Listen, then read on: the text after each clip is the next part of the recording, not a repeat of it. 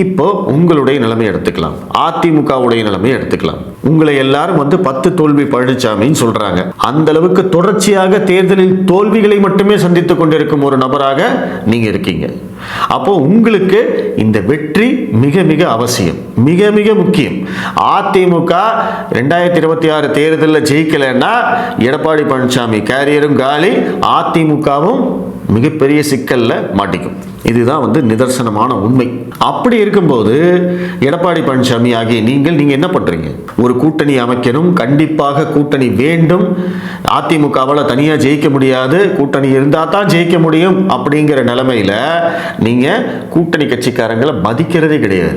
யாரையும் நான் நேரில் போய் பார்க்க மாட்டேன், யாரா இருந்தாலும் என்னத்தான் பார்க்கணும். அப்படி என்ன உங்களுக்கு ஈகோ? ஏன் உங்களால வெளிப்படையா பேச முடியல?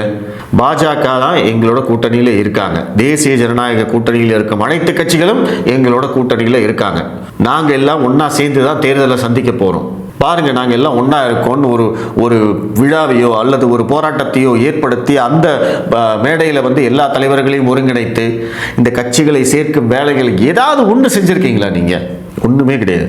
அப்புறம் எப்படி ஜெயிப்பீங்க? கூட்டணி இல்லாம ஜெயிக்கிற அளவுக்கு அதிமுக இன்னைக்கு பலமா இருக்கா? கிடையவே கிடையாது. ஏற்கனவே 2021 தேர்தலிலேயே ஓபிஎஸ்ஸையும் டிடிவியையும் கழட்டி விட்டதற்கான பலனை அதிமுக அனுபவித்தது.